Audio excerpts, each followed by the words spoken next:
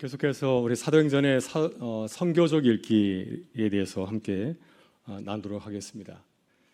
오늘 벌써 5번째 시간인데요. 오늘 함께 나누고자 하는 주제는 흩어짐에 대한 주제를 함께 나누려고 합니다. 그래서 그 전에 지난 시간 기억이 별로 안 나시죠? 지난주 제가 구원에 대해서 잠깐 말씀을 나눴는데 사도행전에서 말씀하고 있는 구원이란 주제를 간단하게 말씀드리고, 그리고 오늘 주제인 흩어짐, 디아스포라에 대해서 말씀을 나누도록 하겠습니다. 구원이라는 말은 다양한 의미로 쓰여졌다라고 얘기하고 있습니다. 우리가 구원하게 되면은 굉장히 좁은 의미로 생각할 수가 있는데, 성경에서 보게 되면 구원이란 단어가 굉장히 폭넓게 사용되고 있다는 것을 보게 됩니다. 그러니까 특별히 사도행전 27장 20절은 바울이 이제 유라굴로 강풍을 만나서 파손된 아주 위기 가운데 있었을 때의 일을 기록하고 있는데, 거기 보게 되면 구원이란 단어가 나옵니다. 여러 날 동안 별도 보이지 아니하고 큰 풍랑이 그대로 있음에 구원의 영광마저 없어졌더라. 여기서 말하는 구원은 배가 파손의 위기에서 벗어나는 것을 말하고 있습니다. 그러니까 굉장히 좁은 의미에서 지금 어려움에서 구해내는 것을 구원이란 단어로 정의하고 있고요. 또 같은 27장 43절에 보게 되면 백부장이 바울을 구원하려 하여 그들의 뜻을 막고 헤엄칠 줄 아는 사람들을 명하여 물에 뛰어내려 먼저 육지에 나가게 하고 해서, 이때의 구원은 비슷한 의미지만은 또 위기에서 살아남는 것을 말하고 있습니다. 왜냐하면 배가 이제 파손의 위기에 처하게 되자 배의 이제 선원들이 죄수를 다 죽이려고 했습니다. 그때 이제 백부장이 바울의 말을 듣고 이 선원들을 만류하고 이 죄수들을 다 죽이지 못하게 하였습니다. 다 물에 뛰어내려서 육지에 가게 하였던 사건이 있습니다. 그래서 여기에서 보게 되면 구원이라는 단어를 쓰고 있지만은, 그러나 그 뜻은 위기에서 살아남는 것을 말하고 있습니다. 또 우리가 누가복음을 보게 되면은, 누가복음을 보게 되면 누가복음과 사도행전은 같은 누가 기록된 성경책이죠. 근데 이 누가복음을 기록할 때는 마찬가지로 구원이라는 단어를 쓰지만은 병에서 낫는 것을 뜻할 때도 구원이라는 단어를 쓰고 있습니다. 그래서 따라 내 믿음이 너를 구원하시니 평안히 가라. 백부장을 땅을 고칠 때 이렇게 단어를 쓰고 있습니다. 그리고 이제 또 예수님께서 십자가에 달렸을 때도 마찬가지로 구원이라는 단어 나오질 않습니까? 백성 서서 구경하는데 갈리들은 비로소 이르되 저가 남을 구원하였으니 만일 하나님이 택하신 자 그리스도이면 자신도 구원할지어다 하고 예수님을 향하여서 구원이라는 단어를 사용했는데, 이때는 누군가 어떤 사람이 와서 예수님을 십자가에서 구해서 내리는 것을 뜻하고 있습니다. 그래서 누가복음과 사도행전에서 구원이라는 나오지만은 이것은 굉장히 우리가 생각할 때는 좁은 의미에서 죽어서 천국 가는 거, 이렇게 좁은 의미로 생각할지 모르겠지만은, 그러나 이 성경에서는 이 구원이라는 단어가 현재와 미래를 뜻하기도 하고 개인의 영혼과 또한 전 인간을 뜻하기도 하고요, 하나님이 하실 일과 또 우리를 통해서 하실 일을 포함하고 있습니다. 굉장히 폭넓게 쓰여지고 있기 때문에 우리가 구원을 생각할 때에도 이러한 의미를 생각해서 살펴보게 될 때 그 의미를 정확하게 또 이해하는 기쁨을 누릴 줄 믿습니다. 두 번째 우리가 나눴던 것은 구원은 하늘이 아니라 땅에서 해방을 말한다고 하였습니다. 우리가 흔히 구원하게 되면 이 세상에서 하나님 나라에 가는 것을 생각할지 모르겠지만, 그러나 누가복음에서는 또 사도행전에서는 이 땅의 일에 관심을 가지고 이 땅에서 우리가 하나님의 백성으로서 살아가는 것을 강조하고 있습니다. 사도행전 1장 8절 보게 되면 예수님께서 승천하시면서 땅을 강조하지 않습니까? 성령이 너희에게 임하시면 너희가 권능을 받고 예루살렘과 온 유다와 사마리아 땅까지로 내 증인이 되리라. 그래서 예수님께서는 제자들에게 땅 끝까지 가서 내 증인이 되라. 이 땅을, 우리가 살고 있는 이 땅을 강조하고 있습니다. 그러나 제자들은 땅을 바라보지 아니하고 하늘을 쳐다보지 않았습니까? 이것이 성령을 받기 전에 제자들의 모습입니다. 우리가 한번 읽어보실까요? 올라가실 때 제자들이 자세히 하늘을 쳐다보고 있는데 흰옷 입은 두 사람이 그들 곁에 서서 이르되 갈릴리 사람들아 어찌하여 서서 하늘을 쳐다보느냐? 너희 가운데서 하늘로 올려지신 이 예수는 하늘로 가심을 본 그대로 오시리라 하였느니라. 아멘. 그래서 어떤 면에서 예수님의 제자들의 관심은 땅에 대한 관심보다 하늘에 대한 관심이 있는 거죠. 예수님께서 오셔서 이 땅에 주의 나라를 세우시고 모든 주의 백성들이 다시 구원을 받고 다 하늘로 올라가는 것, 이것을 생각하는지 모르겠습니다. 그러나 예수님께서는 제자들에게 어떻게 말씀하셨습니까? 땅끝까지 이르러 내 복음의 증인이 되라 말씀하였습니다.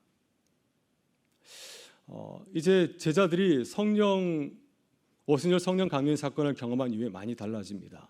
그들은 누구를 주목하고 있죠? 한 장애인을 주목하고 있습니다. 그래서 우리 잘 알고 있는 사도행전 3장 2절부터 4절을 보게 되면은 나면서 걷게 된 이를 사람들이 메고오니 이는 성전에 들어가는 사람들에게 구걸하기 위하여 날마다 미문이라는 성전문에 두는 자라. 그가 베드로와 요한이 성전에 들어감을 보고 구걸하거든 베드로가 요한과 더불어 주목하여 이르되 우리를 보라 하니. 그래서 이 성령 충만을 받고 난 다음에 베드로와 요한은 누구를 주목하고 있습니까? 성전 위문에서 아무도 주목하지 않았던 한 장애인 거리를 주목하고 그에게 놀라운 은혜를 베푼 것을 우리가 알고 있습니다. 이것이 교회의 모습이라고 하는 거죠. 교회는 이 땅에 관심을 가지고 하나님의 구원 사역을 감당해야 하는 사실을 이 베드로와 요한의 모습을 통해서 보여주고 있습니다. 또 우리가 이 땅을 주목하면서 일을 해야 되지만 우리가 피해야 될 것이 있습니다. 우리가 어떤 주목을 피해야 될까요? 이 주님의 사역자들은 사람들의 관심을 받는 것, 주목을 피해야 됩니다. 그리고 이 땅에 하나님의 은혜를 부어주시는 주님의 은혜와 사랑에 관심을 가지고 또 그 사랑을 전해야 될 줄 믿습니다. 그래서 사도행전 이 3장 12절에서 베드로 사도는 이렇게 얘기를 하고 있습니다. 베드로가 이것을 보고 백성에게 말하되 이스라엘 사람들이 이 일을 왜 놀랍게 여기느냐? 우리 개인의 권능과 권능으로 경건으로 이 사람을 걷게 한 것처럼 왜 우리를 주목하느냐? 그래서 우리가 주목할 대상은 우리 자신이 아니라 이 놀라운 일을 행하신 하나님이라고 하는 거죠. 이 거린도 아니고 이 거린을 다시 온전케 하신 하나님을 바라보는 것이 바로 이 교회의 사명임을 이 사건을 통해서 보여주고 있습니다. 세 번째 우리가 구원에서 같이 나누면서 했던 것은 구원의 문제는 이 땅과 하늘의 새로운 관계를 주목한다고 하는 겁니다. 우리가 사도행전을 한번 이렇게 드라마처럼 보게 된다면은 땅의 일도 강조하고 있지만 또한 하늘에 대해서도 강조하고 있는 것을 보게 됩니다. 그 대표적인 사건이 스데반이 순교 현장에서 하늘을 바라본 사건입니다. 그러니까 바라보다는 단어를 가지고서 계속 말씀하고 있는데 이제 7장을 보게 되면은 스데반이 순교 현장에서 하늘을 바라보면서 이렇게 그가 바라본 사실을 이렇게 증거하고 있습니다. 스데반이 성령 충만하여 하늘을 우러 주목하여 하나님의 영광과 및 예수께서 하나님 우편에 서신 것을 보고. 그래서 이 사건은 무엇을 가리키고 있습니까? 예수님의 그 승천, 예수님의 그 부활 사건을 통해서 하늘과 땅 사이에 길이 열린 것을 보게 되죠. 사실 구약과 신약 사이에는 큰 갈림길이 있었습니다. 사람들이 하나님께 가기를 원하였지만은 그 길이 서로 통과할 수 있는 그런 길이 아니지 않았습니까? 장벽이 있어서 하나님과 사람은 만날 수가 없었습니다. 근데 예수께서 우리 위해서 십자가에서 죽으시고 또 우리 위해서 하늘로 올라가시고 우리가 성령의 은혜를 보셨기 때문에 하늘과 땅에 막혔던 길이 열리게 되었고 이제는 소통하는 길이 열리게 되었다고 하는 것입니다. 그래서 오순절 성령 강림의 사건은 단지 마가의 다락방에서 120명의 성도들만 성령을 받은 사건에 머무는 것이 아니라 이것은 굉장히 우주적인 사건이라고 하는 겁니다. 하늘과 땅을 가르는 장벽이 사라지게 되었습니다. 그리고 하늘과 땅이 가까워지면서 어떤 일이 벌어지게 되었습니까? 인간사에서 막혀 있었던 그 장벽들도 무너지게 되었다고 하는 겁니다. 사도행전은 그 사실을 증거하고 있습니다. 우리가 이번 주에 함께 나눌 말씀인 고넬료 사건이 그 대표적인 사건이지 않습니까? 유대인과 이방인 사이에 막혔던 담이 무너지게 되었고요. 그리고 에디오피아 레시의 그 사건을 보게 되면은 어떻습니까? 에디오피아 레시는 이제 그가 내실한 신분 때문에 예배 공동체에 들어갈 수 없었지만은 그도 역시 마찬가지로 성령께서 오셨을 때 세례를 받고 또 그리고 하나님의 자녀가 되는 그러한 복을 누리게 되었다고 하는 것입니다. 그래서 지금까지 인간 사이에 막혔던 모든 장벽들이 무너지고 그리스도 안에서 한 형제와 자매가 되는 이 한 백성이 되는 사건이 일어나게 되었음을 우리에게 증거하고 있습니다. 그래서 우리가 새 구원 시대를 맞이해서 어떻게 살아야 될 것인가? 사도행전을 선교적으로 읽는다고 하는 것은 바울과 또 베드로의 시선을 따라가면서 그들의 눈에 무엇이 들어왔는지 그들이 어떻게 반응했는지 살펴보는 것입니다. 초대교회 성도들은 어떻게 그들이 구원사역을 잘 감당했는 것을 우리 함께 보는 것이고요. 그 배움을 가지고서 그 말씀을 가지고서 우리의 삶에 들어와서 우리의 상황에서 우리도 살아가는 것이 바로 이 교회의 선교적인 삶인 줄 믿습니다. 그래서 그리스도인들은 각자의 삶의 현장에서 번뇌를 받은 선교사라는 소명을 가지고 이 선교적인 시선을 가지고서 선교적인 마인드를 가지고서 선교적인 삶을 살아야 함을 이 사도행전은 우리에게 증거하고 있습니다. 예, 이제 다들 이해하신 것 같아서 오늘 주제인 흩어짐, 디아스포라 말씀 많이 들어보셨죠? 디아스포라는 헬라어이죠. 그래서 디아스포라 하면은 흩어진 자들 이런 뜻을 담고 있습니다. 예, 그래서 사도행전의 굉장히 중요한 내용 가운데 하나가 바로 이 흩어짐 아닙니까? 예수님의 제자들이 예루살렘에 모여 있는 것이 아니라 그들이 이제 온 유대와 사마리아 땅 끝까지 흩어지는 이 선교 역사가 일어나게 되었습니다. 이 흩어짐에 대해서 우리 함께 한번 살펴보기를 바랍니다. 먼저 우리는 흩어짐이라고 하는 이 주제를 새롭게 바라볼 필요가 있습니다. 구약 성사는 흩어진다는 것을 어떻게 생각했을까요? 그들은 흩어지는 것을 큰 벌, 하나님께 주시는 저주라고 생각하였습니다. 우리 에레미야 34장 17절 말씀을 같이 한번 읽어보겠습니다. 그러므로 여호와께서 이와 같이 말씀하시니라.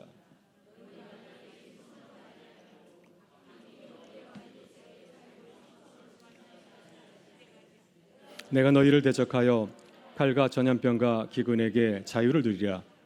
여호와의 말씀이니라. 내가 너희를 세계 여러 나라 가운데 흩어지게 할 것이며. 네, 그래서 이스라엘 백성들은 흩어지는 것을 좋아하지 않았습니다. 우리 하나님께 죄를 지어서 하나님의 말씀도 살지 못하여서 유대 땅에 살지 아니하고 저 멀리 바벨론 땅에 또 세계 각지에 흩어져 살게 되었다. 이렇게 바라보았습니다. 또한 그들은 이스라엘 백성들이 다시 모이는 것을 이스라엘의 회복이라고 보았습니다. 그래서 그들은 메시아를 기다렸던 거죠. 그래서 느헤미야 1장 8절부터 9절에서 이렇게 말하고 있습니다. 만일 내게로 놓아와 내 계명을 지켜 행하면 너희 쫓긴 자가 하늘 끝에 있을지라도 내가 거기서부터 그들을 모아 내 이름을 두려고 택한 곳에 돌아오게 하리라 하신 말씀을 이제 청한건대 기억하옵소서. 이들은 주께서 일찍이 큰 권능과 강한 손으로 구속하신 주의 종들이요 주의 백성이니이다. 느헤미야가 이제 바벨론 포로 생활을 마치고 돌아온 이스라엘 백성들을 이제 살피면서 하나님께 이렇게 기도하고 있습니다. 택한 곳에 다시 돌아오게 하신 것, 이것이 이스라엘의 회복이다라고 생각을 하고 있습니다. 그러나 우리가 사도행전을 통해서 보게 될 때 이스라엘 회복은 무엇인가요? 이스라엘 회복은 단지 과거로의 회귀인가요? 다시 옛날로 돌아가는 것, 이것이 회복입니까? 우리가 코로나를 마치게 되었는데 다시 코로나 이전으로 돌아가기를 원하시나요? 그 전보다 더 좋아져야죠. 이것이 진정한 회복의 의미가 아니겠습니까? 성경에서 말하는 회복의 의미는 뭐냐면 하나님의 창조하신 그 뜻을 이루어가는 것을 말하고 있습니다. 이것이 진정한 회복인 겁니다. 하나님이 계획하신 것을 온전히 이루어가는 것이 바로 이 창조의 회복임을 말씀을 하고 있습니다. 그래서 예수님의 부활로 인해서 하나님과 땅의 관계가 완전히 새로워졌습니다. 그래서 그 전까지는 이방인의 땅은 저주의 땅이었지만 그러나 이제 모든 것이 새로워졌기 때문에 이방인의 땅도 또한 하나님의 축복의 땅으로 변해졌다고 하는 것입니다. 그래서 이제는 땅끝은 가서는 안 될 곳이 아니라 땅끝도 마찬가지로 우리가 갈 선교 영역이 되었다는 사실을 강조하고 있습니다. 우리 사도행전 1장 8절 말씀 다시 한번 읽어볼까요? 성령이 너희에게 마시면 너희가 권능을 받고 예루살렘과 온 유대와 사마리아 땅까지 이르러 내 증인이 되리라. 아멘. 성경은 예수님께서 말씀하고 있습니다. 땅끝까지 가라. 사실 예루살렘에서 멀어질수록 부정한 땅입니다. 거룩하지 못한 땅에도 불구하고 주님은 어떻게 말씀하고 있습니까? 가장 거룩한 땅을 생각했던 예루살렘에서 점점 덜 거룩한 땅으로 그리고 완전히 거룩하지 못한 땅끝까지 갈 것을 당부하고 있습니다. 우리가 땅끝까지 간다, 땅끝에 간다 할 때 이 말의 차이를 우리가 알 필요가 있습니다. 우리가 땅끝에 간다 하게 되면은 중간 과정은 거치지 아니하고 땅끝을 가는 것을 말하고 있습니다. 예루살렘에서 땅끝에 가라 하게 되면은 중간에 있는 곳은 다 무시하고 만약에 땅끝이 한국이 땅끝이라고 한다면 그냥 한국까지 비행기 타고 가는 겁니다. 이것이 땅끝에 가는 것인데 주님이 말씀하실 때는 땅끝까지 가라고 하였습니다. 이 말의 뜻은 무엇이니까? 예루살렘부터 시작하여서 유대를 거치고 사마리아를 거치고 해서 땅끝까지 가는 것입니다. 처음부터 모든 곳을 통하여서 마지막까지 나아가는 것을 땅끝까지 간다는 사실을 증거하고 있습니다. 그래서 땅끝까지 간다고 하는 것은 예루살렘을 떠나서 다른 지역을 여행하는 것입니다. 다른 지역은 무엇을 말하고 있습니까? 유대인들은 예루살렘 밖의 모든 땅은 부정한 땅으로 바라보았습니다. 사마리아 땅은 가장 인접한 땅이 아닌가요? 그러나 그 땅도 마찬가지로 부정한 땅을 생각했기 때문에 이스라엘 백성들은 사마리아를 여행하지 않았습니다. 왜? 그 땅을 가게 되면 내 몸이 부정해진다고 생각했기 때문입니다. 여러분 사도행전 10장을 보게 되면은 베드로의 보자기 사건이 나오지 않습니까? 이것이 이제 이방인 선교의 첫 걸음이 된 사건인데 베드로가 환상을 보지 않았습니까? 그 보자기에 어떤 것이 있었습니까? 네 발 가진 짐승들, 또 기는 것들, 공중에 나는 것들이 그 안에 간뜩 들어 있었는데 하나님의 목소리가 들지 않았습니까? 그것을 먹어라. 이방인의 것들은 다 부정한 것이었습니다. 먹을 수 없고 접촉할 수 없는 것인데 하나님은 그것을 취하라고 말씀하였습니다. 이것은 땅끝에 가는 많은 사람들이 주는 중요한, 아주 귀한 그런 중요한 말씀입니다. 우리가 땅끝에 가려면 어떻게 해야 되겠습니까? 이방인의 모든 것을 우리가 경험해 봐야 됩니다. 도전해야 됩니다. 음식도 먹어봐야 되고 또 문화도 접해봐야지 그 땅에 가서 복음을 전할 수 있기 때문이죠. 그래서 땅끝까지 가는 것은 내 땅에 머무르는 것이 아니라 나아가면서 다른 문화를 경험하는 것을 말하고 있습니다. 그래서 우리는 이 디아스포라, 흩어짐을 아주 적극적으로 이해할 필요가 있습니다. 유대인들은 흩어짐을 굉장히 부정적으로 생각하였지만 그리스도인들은 이 흩어짐, 디아스포라, 다른 곳에 나아가는 것을 굉장히 긍정적으로 생각해야 된다고 하는 것입니다.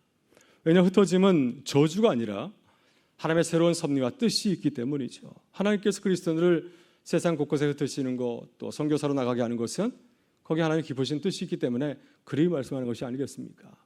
그래서 베드로전서 1장 1절에서 베드로 사도는 베드로 이제 그 교회에 편지를 보내면서 이방인 교회 편지를 보내면서 이렇게 서두에 이렇게 기록하고 있습니다. 예수 그리스도의 사도 베드로는 본도, 갈라디아, 갑바도기아, 아시아와 비두니아에 흩어진 나그네들에게, 이방 땅에 살고 있는 그리스도인들에게 이제 하나님의 말씀을 편지를 전하면서 그들의 삶을 또 권고하고 또 독려하고 도전하고 있는 것을 보게 됩니다. 그래서 우리가 이 흩어짐에 대해서 굉장히 적극적으로 긍정적으로 생각하는 것이 바로 이 사도행전의 말씀이라는 사실을 기억할 수 있기를 바라고요. 두 번째 우리가 생각할 것은 바벨탑의 저주를 다시 한번 생각해 볼 필요가 있습니다. 바벨탑의 저주는 무엇인가요? 흩어지는 것이고 또 그리고 많은 언어를 가지는 것이었습니다. 하나의 언어를 가지고 있다가 많은 언어를 가지게 된 사건이 바로 이 바벨탑의 사건이 아닌가요? 이 창세기 11장의 사건을 이 사도행전에 비춰서 다시 한번 생각해 볼 필요가 있습니다. 이 오순절 사건과 바벨탑 사건은 어떤 사건인가요? 구약의 사건이고 하나는 구약의 사건이고 하나는 신약의 사건인데 하나가 원인이라고 한다면 또 하나는 또 그것에 대한 회복의 사건으로 볼 수가 있습니다. 오순절 성령바꾼 사건은 하늘과 땅이 서로 통하게 된 사건이라고 말씀을 하였습니다. 그래서 이 사건을 통해서 인간들의 언어와 또 문화의 장벽을 넘어서서 통하게 된 그런 사건이라 볼 수가 있습니다. 그래서 이방인과 유대인이 서로 만나게 되었고 또 서로 대화를 나눌 수 있는 그러한 사건이 바로 이 오순절 성령 강림 사건이죠. 그래서 어떤 면에서 보게 되면은 바벨탑 사건을 인해서 불통이 된 그런 사람들의 만남이 이 성령 강림의 사건을 통해서 다시 회복하는, 소통이 단절되는 다시 회복하는 사건을 우리에게 보여주고 있습니다. 사도행전 2장에 나오는 말씀인데 잘 보이시나요? 네, 그래서 사도행전 2장 4절부터 11절을 보게 되면 성령 강림 사건이 일어난 직후에 일어난 사실을 이렇게 증거하고 있습니다. 어떤 일이 일어났는지 한번 같이 읽어보겠습니다. 그들이 다 성령의 충만함을 받고 성령이 말하게 하심을 따라 다른 언어들로 말하기를 시작하니라. 그때의 경건한 유대인들이 천하 각국으로부터 와서 예루살렘에 머물러 있더니 이 소리가 나매 큰 무리가 모여 각각 자기의 방언으로 제자들이 말하는 것을 듣고 소동하여 다 놀라 신기하게 여겨 이르되 보라, 이 말하는 사람들이 다 갈릴리 사람이 아니냐? 우리가 우리 각 사람이 난 곳 방언으로 듣게 되는 것이 어찌 됨이냐?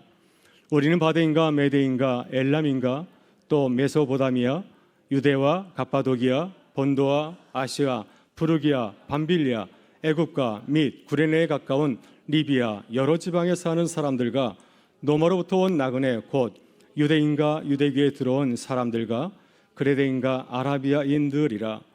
우리가 다 우리의 각 언어로 하나님의 큰 일을 말함을 듣는도다 하고 아멘. 네, 이것이 오순절 성령 강림 사건 이후에 일어난 놀라운 일입니다.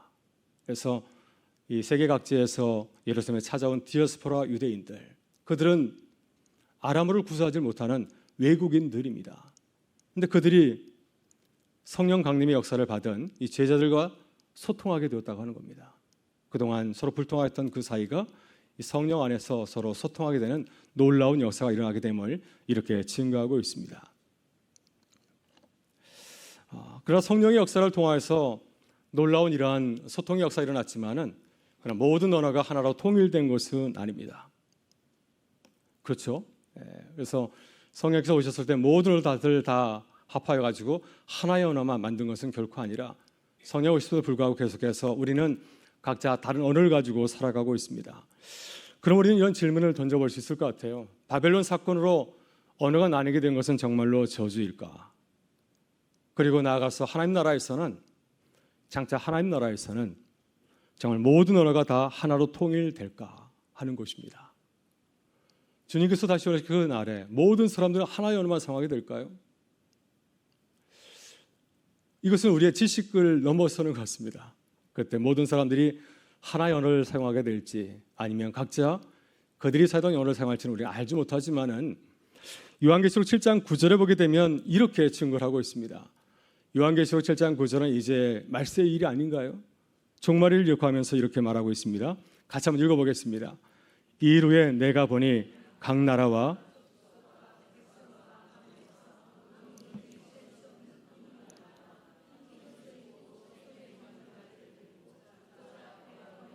가 서서 보게 되면은 앞부분에 첫 줄에 보게 되면 각 나라와 족속과 백성과 방언에서 마지막 때의 그 모습입니다. 어쩌면 천국에서의 모습일 터인데 그때 각 나라 족속 백성 방언의 모습을 하고 있다 하는 것을 말하고 있습니다.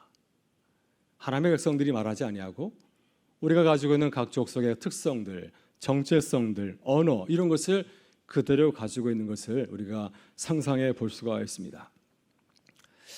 우리는 이런 생각을 해보는데요. 모든 언어가 단 하나로 통일된 것이 바른 생각일까요? 우리는 외국어를 사용하기 때문에 외국을 여행하게 되면은 언어가 하나면 얼마나 좋을까 이런 생각할 때가 참 많이 있습니다. 그렇지 않습니까? 우리나라가 영어를 사용했으면 얼마나 좋았을까 이렇게 생각하는 우리 친구들도 있습니다.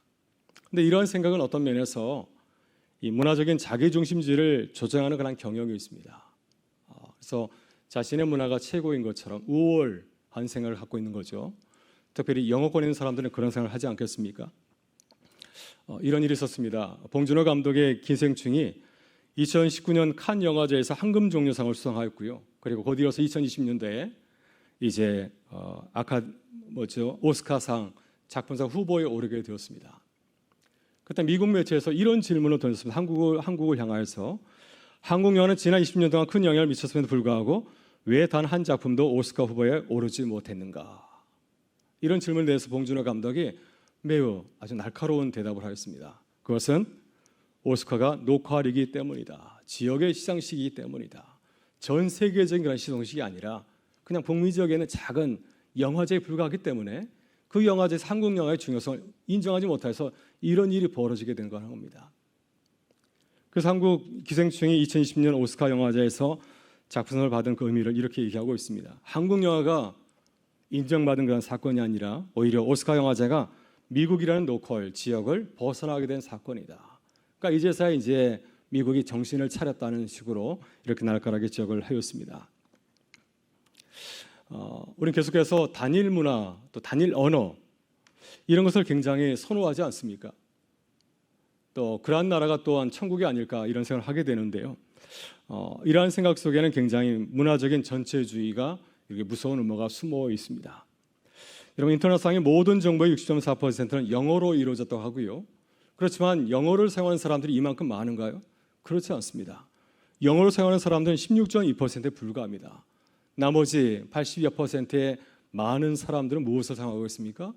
각자 자신들의 언어를 사용하겠다고 하는 사실입니다. 만약 언어가 하나라고 한다면 장점은 무엇일까요? 다른 사람들과 쉽게 소통할 수 있는 그 폭이 넓어지게 되는 것, 이것이 하나의 언어의 그런 장점이라고 볼 수가 있습니다. 단점 무엇이겠습니까? 단점은 다양한 문화를 가진 사람들의 그 사고와 상상력을 제한한다고 하는 것입니다. 그러니까 대충 통할 수는 있지만은 각 문화가 가지고 있는 그러한 특성들은 우리가 나누지 못하는 그런 한계가 있을 수가 있습니다. 예를 들어서 우리 문화에는 한이라는 문화가 있지 않습니까? 한국 학생들이 미국에 가게 되면 이 한이라는 주제를 가지고서 논문을 참 많이 쓰고요. 또 정, 이러한 주제를 가지고 많이 쓰게 됩니다. 정의라는 단어를 어떻게 영어로 번역할 수 있을까요? 한도 마찬가지입니다. 각 나라가 가지고 있는 특수한 것이 있는데 만약에 하나의 언어만 가진다고 한다면 이런 것들이 다 무시되는 그러한 일이 벌어질 수 있다고 하는 겁니다.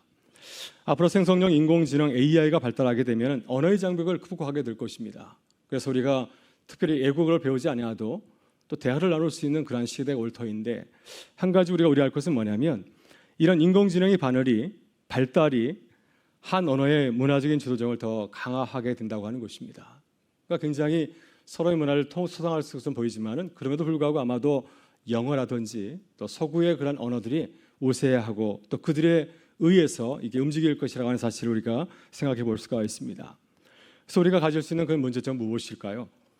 문화적인 다양성을 지향하는 성경의 정신을 AI 인공지능 시대에 어떻게 적용해야 되는가 하는 것입니다. 세계는 정말 계속해서 단일 문화를 만들어가고 있는데, 그렇지만 성경은 하나의 문화보다도 다양한 문화를 굉장히 강조하고 있습니다.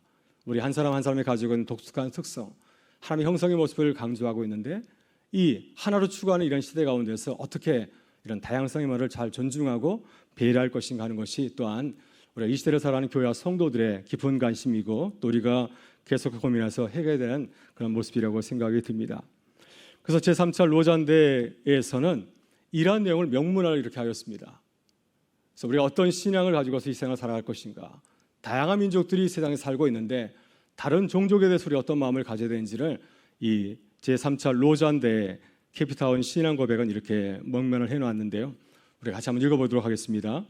종족의 다양성은 창조 세계에 심긴 하나님의 선물이자 계획이다. 그러나 이것은 인간의 죄와 교만으로 오염되어 혼돈과 분쟁, 폭력 그리고 국가 간의 전쟁을 낳았다. 그러나 종족의 다양성은 새 창조 세계에서 보존될 것이며 모든 나라와 종족과 민족과 언어에서 나온 사람들이 하나님의 구속된 백성으로 모일 것이다. 우리는 교회가 세상에서 종족 간 화해와 갈등 해소에 대한 적극적인 지지 때문에 가장 눈에 띄게 빛나는 모델이 될 날을 고대한다.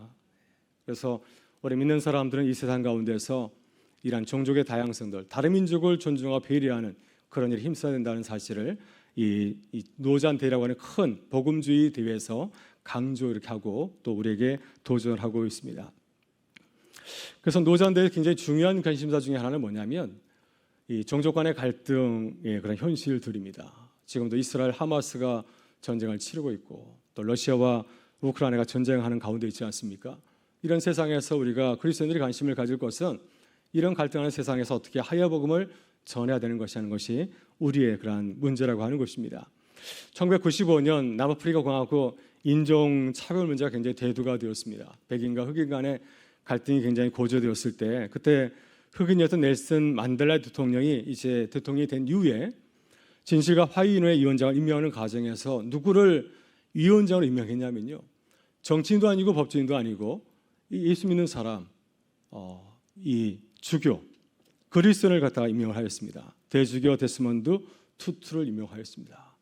그래서 투투 대주교가 이 갈등하는 남아프리카 공화국의 문제를 해결하는 책임자로 활동하게 되었습니다. 이것이 굉장히 중요한 사건이고 이 투투와 같이 우리가 세상에서 이런 모습을 가지고서 살아간다는 사실을 보여주고 있습니다. 남아공화국 이 케이프타운에서 열린 제3차 로잔대의 주제는 이것이었습니다. 그리스도 안에서 세상을 자신과 화해시키는 하나님. 그래서 이 다원주의적인 그런 상황에서 하나님이 어떤 분이신가, 하나님을 갈등하게 하시는 분이 아니라 화해시키는 분이라는 사실을 알고서 그리스도인들이 화해하는 자로, 화해자로 살아야 하는 사실을 강조하고 있습니다.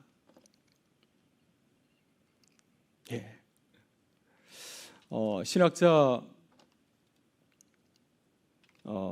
이 리처드 미들런이라는 사람이 여전히 우리는 진리를 말할 수 있는가라고 하는 책을 썼는데요. 거기에서 그는 이제 서구 사회를 바라보면서 인간의 자만과 오만에 대해서 이렇게 강조를 하고 있습니다. 특별히 17세기 이후에 이제 과학이 발달되고 신대륙이 이제 발견되면서 현재 이르기까지 세계는 이제 어떤 인간의 어떤 자만, 오만이 굉장히 계속해서 그게 이루고 있는데, 특별히 세계를 지배한 세 가지 이데올로기를 이렇게 소개를 하고 있습니다. 하나는 과학주의고요, 또 하나는 기술주의고 또 하나는 경제주의입니다. 이 세 가지는 인간이 쌓아 올려서 하늘에까지 닿고자 했던 바벨탑을 상징한다고 볼 수가 있습니다. 그래서 구약성에 나오는 이 바벨탑 사건은 이러한 인간의 건축 프로젝트, 자신의 자만을 가지고서 하늘에 쌓고자 하는 그런 바벨탑을 무너뜨리려고 하는 하나님의 그런 자유로운 하나님의 그런 개입의 사건이라고 우리가 볼 수가 있습니다. 우리 한국 사회도 바라보게 되면은 한국 사회도 조금 전에 얘기했던 과학주의, 기술주의, 또 경제주의를 말했는데요. 이러한 경제주의 바벨탑에 갇혀 있다고 볼 수가 있습니다. 그래서 우리가 잘 알고 있는 영끌 현상이죠. 영혼까지 끌어모아서 뭐 집을 산다 할 때 영끌 현상이라는 것이 우리 있지 않습니까? 이런 것은 우리 한국 사회가 물질적 부에 지나치게 몰입하고 있는 것을 보여주고 있고, 또 경쟁사에서 어떻게든지 승리하겠다는 사실을 가지는 그 마음을 우리에게 보여주고 있습니다. 2021년에 퓨 리서치 센터에서 이런 질문을 던졌습니다. 자신의 삶을 의미 있게 만드는 가치는 무엇인가? 이런 질문을 가지고서 17개국 성인들에게 이렇게 질문을 던졌는데요. 응답자들이 이제 대답을 했는데 그 대답 가운데 우선순위 3가지는 바로 이것이었습니다. 제일 먼저 가족이 중요하다, 또 직업이 중요하다, 이렇게 대답하였고요. 마지막으로 물질적인 풍요가 중요하다고 이렇게 대답하였습니다. 근데 한국은 똑같은 질문을 받았지만은 가장 중요한 우선순위가 무엇인가? 나의 삶을 가치 있게 만드는 가장 중요한 것이 무엇인가에 대한 답으로서 물질적인 풍요를 이렇게 대답을 하였습니다. 그것이 우리 사회가 어떤 것에 관심을 갖는지를 잘 보여주는 또 질문과 대답이라고 볼 수 있겠고요. 또 고등학생들에게 이렇게 물어봤습니다. 돈 10억이 생기나면 1년간 감옥에 가도 좋다. 한번 집에 가서 자녀들에게 한번 물어보시기 바랍니다. 근데 한국 고등학생의 57%가 가도 좋다라고 이렇게 대답을 하였습니다. 그러니까 그만큼 우리 사회가 어린 자녀들까지도 이 경제주의가 굉장히 중요하다. 물질적인 풍요를 굉장히 중요하게 생각하는 모습을 이렇게 보여주고 있습니다. 그래서 우리가 이 시대를 살아가면서 관심을 가져야 될 것이 무엇일까요? 우리는 이러한 획일적인 경제주의, 이런 세상 힘을 극복할 수 있는 신앙의 힘이 있는가 하는 것을 스스로 돌아보고 또 기도해야 될 줄 믿습니다. 마지막으로 포스트 크리스천덤과 한국 교회를 대해 한번 보도록 하겠습니다. 그래서 포스트 크리스천덤 할 때 크리스천덤은 기독교 왕국이라는 말을 담고 있습니다. 포스트는 후기라는 뜻이고요. 흔히 이렇게 신학자들이 또 목회자들이 이런 얘기를 합니다. 우린 지금 기독교 왕국 이후 시대를 살아가고 있다. 서구 사회는 이제 콘스탄틴 대제가 기독교를 인정한 이후부터 20세기 중반까지 교회가 문화적인 주도권을 가졌습니다. 기독교 왕국이었습니다. 그러나 지금은 기독교 왕국이 이제 해체가 되고 그 이후 시대를 지금 살아가고 있습니다. 그러니까 굉장한 세속화가 서구 사회 가운데서 일어나고 있고요. 그래서 월터 브루마 같은 구역학자는 이렇게 이해하고 있습니다. 이 시대를 지금은 바벨론 포로 시기와 같다. 유다 백성들이 예루살렘에서 바벨론 포로 생활을 가게 된 것처럼 지금 이런 시기를 살아가고 있다고 말하고 있고요.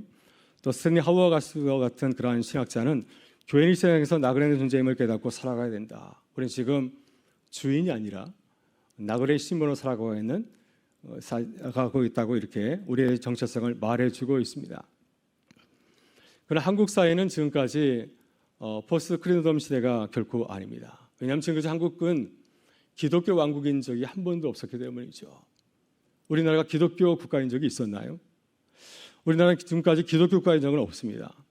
한국교회의 그런 급성장, 한국교회가 크게 부흥하고 성장하면서 한국 사회에 큰 영향을 끼치게 되었습니다. 그래서 많은 사람들이 한국의 기독교가 한국 사회를 지배하는 종교처럼 이렇게 생각하고 있죠. 또 교회의 많은 사람들, 기도자들도 마찬가지로 우리가 한국 사회를 얼마든지 복음화시킬 수 있다 이런 자신감을 가지고서 이렇게 우리가 교회를 섬기고 복음을 전하는 가운데 있습니다. 우리가 이러한 어떠한 생각을 하고 있었는데 이제 21세기를 맞이하면서 이런 꿈과 환상이 사라지게 되었습니다. 그러니까 그 전까지는 교회에 대해서 우리 사회가 굉장히 긍정적인 생각을 하고 있고 좋은 이미지를 가지고 있었지만 시간이 지나면서 이러한 이미지들이 많이 떨어지게 되었고 우리가 잘 알고 있는 것처럼 드라마나 영화를 통해서도 교회를 공격하는 일들이 이제 빈번하게 되었습니다. 특별히 코로나 시기는 이러한 교회의 위상과 또 내적인 모습을 보여주는 그러한 3년간의 시간이 되지 않았나 하는 생각이 듭니다. 그래서 이러한 시대 가운데서 한국 교회의 과제가 무엇인가 하는 겁니다. 사실 한국교회는 그동안 이 크리스텐덤, 기독교 국가의 그런 유익을 보았습니다. 교회가 크게 성장하고 또 한국교회가 급속하게 성장하는 가운데서 한국교회는 이 사회 가운데서 아주 중요한 역할을 하였고 또 아주 큰 영향을 미친 것이 사실입니다. 그러니까 지금은 이러한 시대가 지나가고 있고 이제 기독교의 영향이 점점 약해져가는 그러한 시대를 우리가 접어들게 되었습니다. 그래서 이런 시대를 바라보면서 과연 이제 한국교회가 이런 시대에서 어떻게 교회의 역할과 사명을 잘 감당할 수 있을까 하는 것이 지금 우리가 살아가는 교회와 또 성도들의 아주 중요한 문제의식이라고 생각이 됩니다. 또한 이것이 2024년 9월에 인천에서 열리는 이제 5차 한국 노자대의 굉장히 중요한 과제이기도 합니다. 우리는 이 어려운 시대를 살아가면서 이 다니엘서를 통해서 한 가지 대안 모델을 우리가 생각해 볼 수가 있습니다. 다니엘서를 보게 되면 다니엘을 보여주지 않습니까? 다니엘은 바벨론 포로 시기를 살아갔습니다. 바벨론 제국은 기독교 왕국이 아니죠. 이방의 왕국입니다. 그리고 그 안에서 그리스도인들, 유대인들은 소수에 불과하지 않습니까? 그 중에 대표적인 사람이 다니엘인데 다니엘은 바벨론 포로 시기를 살아갔지만 그의 모습을 보게 되면은 굉장히 그 특별한 모습을 이렇게 보여주고 있습니다. 그는 시민운동하였죠. 그래서 적극적으로 바벨론 제국의 사회와 정치에 참여해서 자신의 역할을 잘 감당하게 되었고요. 또 한 가지는 다니엘은 바벨론 포로 시기를 살아갔지만 자신의 신앙을 잃어버리고 이방인으로 살아간 것이 결코 아니고요. 이방신을 섬긴 것도 결코 아니었습니다. 그는 자신의 신앙적인 정체성과 문화적인 분별력을 유지하면서 이 하나님을 아는 여호와의 신앙을 가지고 살아간 것을 보게 됩니다. 그래서 우리가 성경 역사를 보게 되면 이 바벨론 포로 시기에는 어떤 시기였습니까? 유대인들이 자신의 신앙을 연단하는 그런 시기였고요.